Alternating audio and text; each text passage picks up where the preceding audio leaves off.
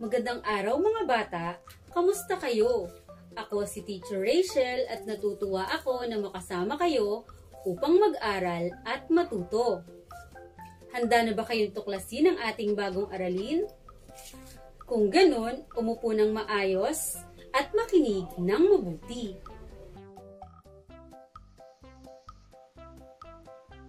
MTB2, Week 4, Quarter 1, Kambal Katinig o Cluster. Layunin, pagkatapos ng araling ito, ikaw ay inaasahang makapagbabasa ng may pag-unawa sa mga salitang may kambal katinig. Sa pagsisimula ng ating aralin ay may babasahin tayong isang maikling tula. Basahin ang tula at bigkasin ng wasto ang mga salitang may salungguhit. Ang pamagat ng ating tula sa araw na ito ay Mga Kaibigan, akda ni Rian Tignana at Edgar Pestijo. Masarap isipin, ganoon din kung damhin, na sa iyong buhay may mga kaibigang tunay. Ito ang nangyari sa mga batang kagiliw-giliw, Priscilla, Grace, Bruno at Placido. Si Bruno ay magaling sa pagkukwenta. Pagbabasa ang hilig nitong si Priscilla. Sa anumang aralin, sikat sina Grace at Placido. Kaya guro nila, tuwa ang nadarama.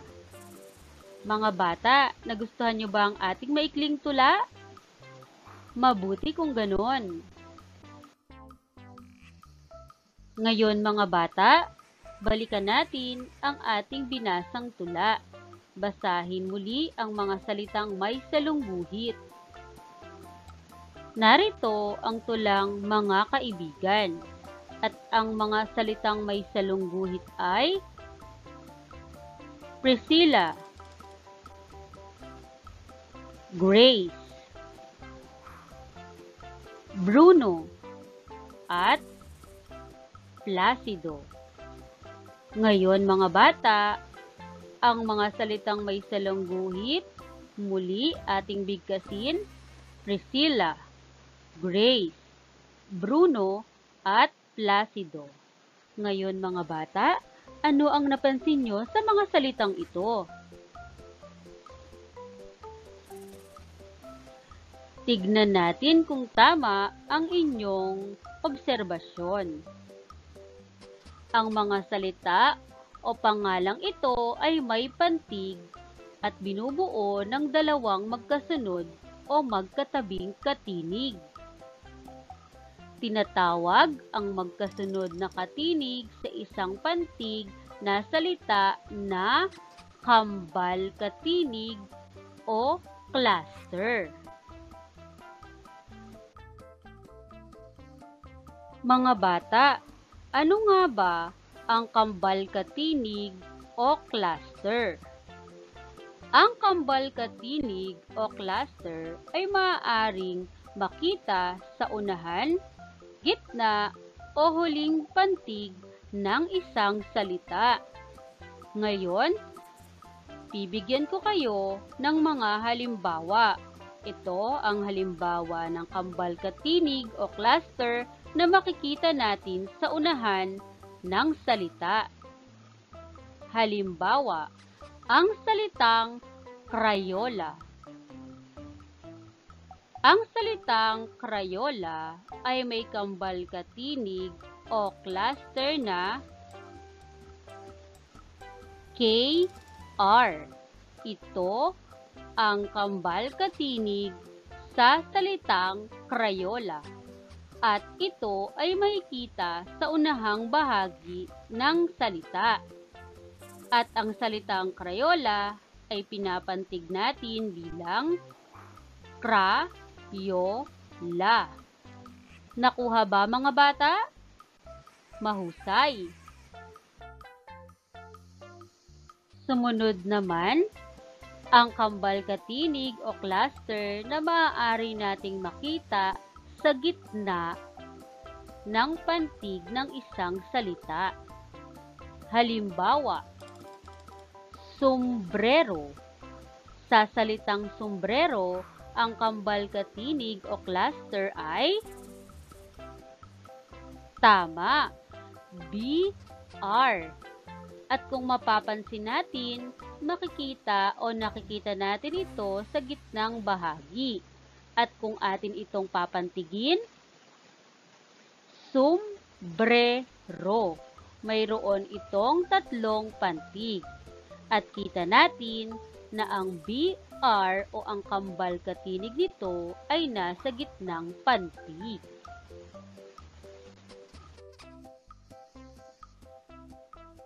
Ngayon naman ay ang kambal katinig o cluster na maaari nating makita sa hulihang bahagi o sa hulihang pantig ng salita. Narito ang halimbawa. Sa salitang scout. Sa salitang scout mga bata, ano kaya ang salitang kambal katinig o cluster? Tama, WT. Sa salitang scout, ang kambal katinig o cluster ay WT. Dahil kung ating makikita, pag atin itong pinantig, scout. Mayroon itong dalawang pantig at ang ating kambal katinig ay ating nakita sa hulihang pantig. Nakuha ba mga bata? Mahusay! Narito naman ang ilan pang mga halimbawa ng kambal katinig o cluster. Narito ang mga kambal katinig o cluster na matatagpuan o makikita sa unahan ng mga salita. Narito ang drama, gripo, braso, globo, at blusa. Ang lahat ng ito ay may kambal katinig sa unahang bahagi o sa unahang pantig. Sumunod naman ay ang sa gitna. Kontrata, eskriba, eskwela, kumpleto, at makrema. Ito ang mga salitang may kambal katinig o cluster sa gitna ng mga salita o pantig. At panghuli, ang kambal katinig o cluster na makikita natin sa hulihan. Narito ang mga halimbawang salita. Blackout, scout, nurse, card, sobre. Ang mga salitang ito ay nagpapakita ng mga kambal katinig o cluster sa hulihan ng mga salita o pantig.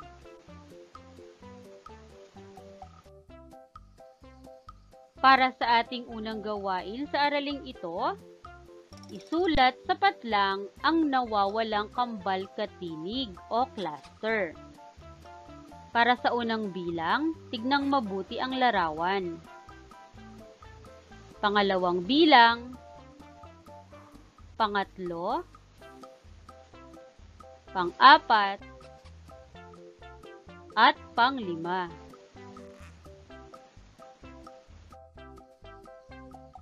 Para naman sa ikalawang gawain, isulat ang angkop na ngalan ng larawan, bilugan ang tunog na cluster o kambal katinig at bigkasin ng wasto. Ang unang larawan ay pangalawa, pangatlo, pang-apat, at pang-lima.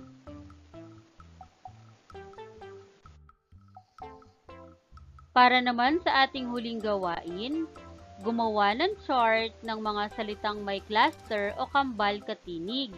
Maaaring magpatulong sa nakatatandang miyembro ng pamilya sa paggawa nito.